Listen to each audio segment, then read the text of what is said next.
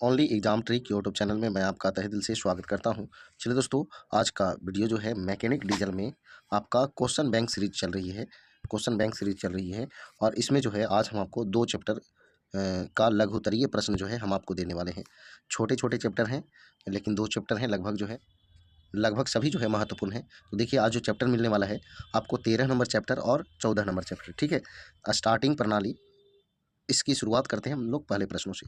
पहला क्वेश्चन क्या कह रहा है, हैंड क्रैकिंग के द्वारा एक डीजल इंजन को स्टार्ट करने के लिए क्रैंक को घुमाने के लिए किसका प्रयोग किया जाता है? तो क्रैंक हैंडल या रस्सा को। आगे, कंप्रेस्ड एयर क्रैकिंग में एक कुंड का क्या उद्देश्य है? तो कंप्रेस्ड एयर को स्टोर करना। आगे देखिए, ऐसे केमिकल का नाम बताएं जिसका प्रयोग ठंडे मौसम में डीजल इंजन को स्टार्ट करने के लिए एक स्प्रे की तरह किया जाता है। तो ईथर का। ठंडी मौसम में डीजल इंजन को स्टार्ट करने के लिए कभी कभी सेमी इग्नाइटिंग कार्ट्रिजों का प्रयोग किया जाता है। ये कार्ट्रिजें किससे बनी होती है? तो ऐसी कार्ट्रिजों को 50 भाग पानी में, 8 भाग साल्ट पीटर और 5 भाग कॉपर नाइट्रेट के घोल में ब्लॉटिंग पेपरों की सेकिंग करके और उन्हें 48 घंटों तक सुखा करके बनाया जाता है। डीजल इंजन की इलेक्ट्रिक स्टार्टिंग में किस प्रकार की मोटर प्रयोग की जाती है? तो series wound heavy duty type की direct current electric motor. Diesel इंजनों को स्टार्ट करने वाली विधियों में से एक विधि हैंड क्रैकिंग है। 5 अन्य विधियों के नाम बताएं। तो पहला जो है आपका इलेक्ट्रिक स्टार्टिंग, दूसरा है हाइड्रोलिक क्रैकिंग मोटर स्टार्टिंग, तीसरा है कंप्रेस्ड एयर मोटर स्टार्टिंग, चौथा है कंप्रेस्ड एयर एडमिशन स्टार्टिंग और पांचवा है ऑक्सिलियरी गैसोलीन इंजन स्टार्टिंग। आगे ये 7 नंबर क्वेश्चन, डीजल इंजनों को प्रायः कैसे बंद किया जाता है? तो इंजन की स्पीड को न्यूनतम स्तर तक घटाने के बाद ईंधन की सप्लाई काटकर डीजल इंजनों को बंद किया जाता है। डायरेक्ट इंजेक्शन और इनडायरेक्ट इंजेक्शन डीजल इंजनों में से ठंड में किसे आसानी से स्टार्ट किया जा सकता है और क्यों? तो डायरेक्ट इंजेक्शन इंजनों को आसानी से स्टार्ट किया जा सकता है क्योंकि इसका कंप्रेशन अनुपात कम होता है, जबकि इनडायरेक्ट इंजेक्शन इंजनों को ठंड में स्टार्ट करना मुश्किल होता है। आगे देखिए, ठंड में प्री कंबस्टन चैम्बर वाले डीजल इंजन की स्टार्टिंग देरी से होने का क्या कारण है? तो हीटर प्लग के कार्य न करने के कारण जो है ऐसा होता है। अब जो है 14 नंबर चैप्टर जो है आपका आ गया। इंजन की परफॉर्मेंस और रेटिंग से जुड़ा हुआ प्रश्न इसमें मिलेंगे। पहला प्रश्न है, फोर्स की परिभाषा लिखें। फोर्स वह है जो कि बॉडी की मोशन की अवस्था या रेस्ट की अवस्था को बदलता है या बदलने की कोशिश करता है, उसी को फोर्स यानी बल कहते हैं। टेंसाइल फोर्स एक प्रकार का फोर्स है। 2 अन्य प्रकार के फोर्सों के नाम बताएं। तो कंप्रेसिव फोर्स और शियर फोर्स। फोर्स की इकाई न्यूटन की परिभाषा लिखें। 1 न्यूटन वह फोर्स है जो कि 1 किलोग्राम मात्रा की बॉडी में 1 मीटर प्रति सेकंड की गति वृद्धि उत्पन्न करता है। तो यही जो है आपका फोर्स की इकाई यानी न्यूटन की परिभाषा। आगे, एब्सोल्यूट प्रेशर और गेज प्रेशर में क्या अंतर है? एब्सोल्यूट प्रेशर वह प्रेशर है जो कि 0 प्रेशर के संबंध में मापा जाता है। गेज प्रेशर वह प्रेशर है जो कि एक गेज के द्वारा वायुमंडलीय प्रेशर से अधिक प्रेशर को मापा जाता है। अंतर्राष्ट्रीय स्वीकृत स्टैंडर्ड प्रेशर का मान क्या है? अंतर्राष्ट्रीय स्वीकृत स्टैंडर्ड प्रेशर का मान 0 डिग्री सेल्सियस पर 760 mmHg की बोरोमीट्रिक ऊंचाई है। टॉर्क क्या है? टॉर्क जो है क्या है? टॉर्क एक टर्निंग या ट्विस्टिंग मोमेंट होता है। यह लगाए गए फोर्स और लंबरूप रेडियस जिस पर वह कार्य करता है का गुणनफल होता है। आगे, सिलेंडर हेड के नटों और बोल्टों को टॉर्क रेंच का प्रयोग करके टाइट किया जाता है। कुछ अन्य उदाहरण दें जहां की टॉर्क रेंच का प्रयोग किया जाता है। तो बड़े सीरो स्प्रिंग यू बोल्टो, मेन बेयरिंग रोड, व्हीलों के नटों और बेल्टों को टाइट करने के लिए किया जाता है। कार्य की परिभाषा लिखें।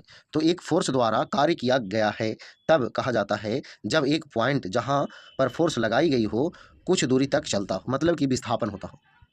आगे, चित्र में दो PV डायग्रामों को दर्शाया गया है। पहचान करें कि किसका संबंध 4 स्ट्रोक इंजन और किसका संबंध 2 स्ट्रोक इंजन से है। देखिए ये जो है चित्र दिया हुआ है और अगला जो है ये चित्र दिया हुआ है। तो देखिए ए और ये है, तो ए में जो है आपका 4 स्ट्रोक इंजन है और बी में जो है आपका 2 स्ट्रोक इंजन है। आगे PV डायग्राम का एक उपयोग यह है कि यह दर्शाता है कि इंजन सिलेंडर क्या होता है को दर्शाता है। इसका अन्य उपयोग क्या है? इसका प्रयोग इंजन द्वारा विकसित पावर को कम कंप्यूट करने के लिए किया जाता है। मीन इंडिकेटेड प्रेशर की परिभाषा लिखिए। मीन इंडिकेटेड प्रेशर वह स्थिर औसत प्रेशर है जिसे यदि एक स्ट्रोक के दौरान लगाया जाए तो वह उतनी ही पावर विकसित करेगा जितना कि PV डायग्राम द्वारा रिकॉर्ड किया गया वेरिएबल प्रेशर। आगे देखिए, एक इंजन की ब्रेक पावर हमेशा उसकी इंडिकेटेड पावर से कम होती है। इंडिकेटेड पावर और ब्रेक पावर के अंतर को क्या कहते हैं? तो ये जो है फ्रिक्शनल पावर कहते हैं। कार्यकुशलता की परिभाषा लिखें। डीजल इंजनों के कार्य करने के संबंध में प्रयोग की जाने वाली विभिन्न कार्यकुशलताओं के नाम बताएं। आउटपुट से इनपुट के अनुपात को कार्यकुशलता कहते हैं। डीजल इंजनों के संबंध में कई कार्यकुशलताएं प्रयोग की जाती है, जैसे मैकेनिकल कार्यकुशलता, दूसरा जो है थर्मल कार्यकुशलता, तीसरा जो है आयतनीय कार्यकुशलता और चौथा जो है स्केवेंजिंग कार्यकुशलता। आगे 4 स्ट्रोक इंजन के लिए आयतनीय कार्यकुशलता के अनुरूप 2 स्ट्रोक इंजन के लिए क्या टर्म प्रयोग की जाती है? तो स्केवेंजिंग कार्यकुशलता।